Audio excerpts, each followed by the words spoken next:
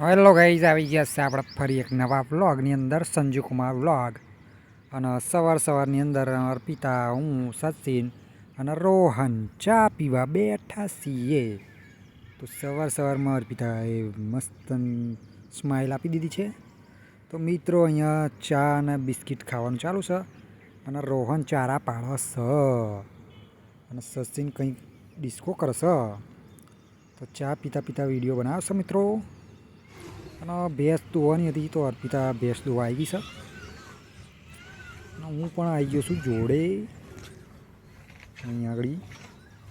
તો ગાઈઝ થોડું આગળ પાછળ થઈ ગયું છે વિડીયોમાં, કારણ કે લોચા પડ્યા છે એટલા માટે.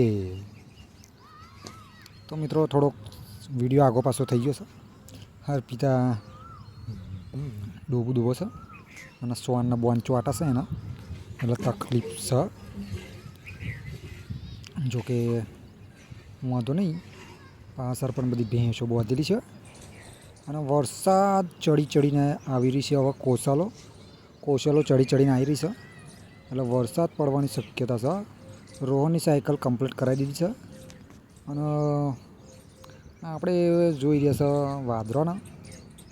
તો મિત્રો વાદળા ચડીને આવી રહ્યા છે એટલે ગમે ત્યારે વરસાદ પડી શકે છે. તમે જોઈ શકો છો ચારે બાજુથી વાદળા આવવા માંડ્યા છે. હવે વરસાદ પડી શકે ચમનું એ જોવા મળશે પછી. ગાઈઝ અહીંયા મોટું ડાઈટ ગાડીનું ખોખું હતું, એમાં સચીને બનાવી દીધું ઘર. તો નાના છોકરા માટે રમવા માટે મસ્ત બનાવી દીધું છે ઘર. તો અહીંયા તમે જોઈ શકો છો અર્પિતા જોવા જાય છે ચમનું ઘર બનાવ્યું છે. દરવાજો ખોલ્યો, ઓહો જો અંદરથી નીકળ્યો નીલ્યો અંદર ઘૂસી ગયો છે. સચિનનો નીકળ્યો, નીલ્યો જો અંદર છે એ નીકળ્યો. આખો લાઈન પણ ગાઈઝ અહીંયા ઘર બનાવ્યું છે મસ્ત પૂંઠાનું, એ તમે જોઈ શકો છો. દરવાજા હંગાત રોહન સાયકલ લઈને આવી ગયો છે, રિપેર થઈ ગઈ. અહીંયા એવો આંટો મારવા. હવે અહીંયા આવી ગયા છે આપણે સાદરું ફાટી ગયું છે. હું આંધ્રો ફાડીને વાયરો કાઢી નાખ્યો છે. અહીંયા આપણો મૂકી દીધો છે જયડો કંથાઈનો, કારણ કે ભેંસો આવે નહીં એટલા માટે. આ બાજુ આપણા છે બાજરી ઘાસ એવું વાળવાનું છે ડોરામણ માટે. આટલું બાકી રહ્યું છે એટલું આપણે ચલવાનું છે. આ બાજુ પણ જયડા મૂકી દીધા છે કંથાઈને, એ તમે જોઈ શકો છો. કારણ કે ભેંસો મારું હારું મોટું ચારી જાય. એક ધાર્યું ચરતા હોય તો વાંધો નહીં, મોટું ચારી જાય એટલે મીકવા પડે જયડા. આ બધું ચારી જાય છે. મોટું ઘાસ ચરી ગયું છે. દોડિયા નવા ફૂટ્યા છે એ તમે જોઈ શકો છો. અહીંયા આગળ મોટું હોય ને એ ખાઈ જાય ડોબો, એટલે ડોબો અંદર આવવા દેવાનો નથી આપણો. એટલા માટે જયડા મૂકી દીધા છે મિત્રો. અને કાલોર હરખી કરવી પડશે. આજ તો સવારમાં વાદળને એવું બધું આવી ગયું હતું.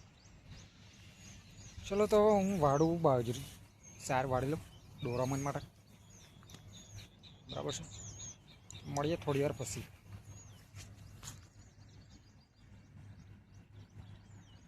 ગાઈઝ મારા સાર વાળવાની હતી પણ હું આંબલીના કોંટા એટલા બધા હતા એટલે પછી મારા પંજેડી લઈને પહેલાં બધું ઉજેડવું પડશે. કારણ કે હું આંબલીના નેના કોંટા અને કાતરા નકરા ભોંય પડ્યા છે. ઉપર મોટી ડેન્ટ આંબલી છે એટલે નીચે નકરા કાતરા પડ્યા છે અને કોંટાય પણ પડ્યા છે. એટલે મારા પંજેટી લઈને વળજો છું. અત્યારમાં જો કેટલા બધા કાતરા ને બાતરા, આ પેલું આપણે શું કહેવાય મસ્ત દેખાય, બધા હુકાઈને ભોંય પડે ને કાતરા એ છે મિત્રો. જોકે ખાવાના હોય તો મસ્ત ન લાગે. ભેંસો ખાઈ જાય, ઢગલો કરી રાખ્યો ભેંસો ખાય તો ઠીક છે, બાકી પછી હરગાઈ મૂકવાનું. એટલે શું કે સાફ સફાઈ થઈ જાય. જોકે હોડ પણ કરવાનું જ છે એટલે જોડે એ પણ સફાઈ થઈ જાય. તો આ મિત્રો પહેલાં સફાઈ કરી દઈએ આપણે અને પછી વાળીએ એટલે કોંટા બોટા વાગે નહીં. તો ગાઈઝ વિડીયોમાં મજા આવે તો લાઈક બાઈક કરજો. આપણા બ્લોગ આવતા રહે રોજ, જોકે અમુક ટાઈમે નહીં નીર આવતો વિડીયોનો તો નહીં આવતો બ્લોગ, બાકી એક દાડો છોડીને તો આવી જ જાય છે વિડીયો. તો ગાઈઝ અહીંયા સચિન વિડીયો ઉતારે છે અને હું કોંટાને બોટા બધું ઉજેડીને ઢગલો કરું છું, કારણ કે કોંટા અઢળક પડ્યા છે, કાતરા ને બાતરા. કારણ કે આખા અડધા ખેતરમાં વાંબળી છે. આ મોટી ડાંટ ગોરેશ વાંબળીના નાના નાના કોંટા હોય ને એ બધા આપણને વાગે વાળતા અને ડોબાને પણ વાગે. એના કરતાં ઉજેડ લેવું આગળ પડે. તો મિત્રો ઉજેડી લીધું છે, હવે વાઢવા બેસી જશું. તો ફટાફટ આપણે વાળી લઈએ, કારણ કે પછી મોડા તો મારા 10 વાગે નોકરી જવાનું હોય, એટલે પછી અત્યારમાં સવારમાં વાળી લઈએ એટલે વાંધો આવે નહીં. બરાબર છે. તો ગાઈઝ મસ્ત મજાનું સીન છે અહીંયા જોવા મળી જાય તમને. બરાબર છે. લાઈક બાઈક કરજો, કોમેન્ટ કરજો. બીજું કંઈ કહેવાય એવું નથી. તો ગાઈઝ વાડીએ આપણે બળાભૂત, પછી જોઈએ પોટલું ચેવડું થાય છે એ પ્રમાણે ખબર પડે. બરાબર છે. તો ગાઈઝ અહીંયા અર્પિતા વાળવા આવી ગઈ છે. હું વાળીને થાકી ગયો એટલે અહીંયા હેંસકામ બેસી જશું. થોડોક હેંસકો ખાઉં એટલે પછી થોડોક પવન બવન આવે અને તો આ છોકરો મેચ રમે છે, તમે જોઈ રહ્યા છો. અને બધું ભેગું કરેલું દેવતા મૂકી દીધો છે, એટલે ધુમાડો નીકળી ગયો છે મમ્મીની સાઈડે. આપણે શાંતિ બેઠા છે અહીંયા હેંસકામાં. ગાય અર્પિતા બીજી બાજુ વાળવાનું ચાલુ કર્યું છે એણે મોટું, કારણ કે ઘાસ અમુક જગ્યાએ મોટું છે, બાકી નાનું છે. એટલે આના ચાદરા ને બાદરા ફાટી ગયો છે, એટલે વરસાદના ટાઈમે નવા લાવવા જ પડશે.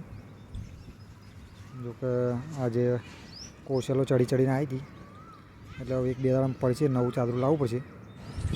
તો ગાઈઝ આપણે પણ પોટલું થઈ ગયું હતું, એટલે પછી મારા તો લઈને હેડવું પડે. અર્પિતાને પોટલું સારા થાય ખબર નહીં. બરાબર છે. જોકે બે એક જ પોટલા મૂકવાનું છે. તો ગાઈઝ આવતા વિડીયોની અંદર મળીએ ફરી એક નવા વ્લોગ.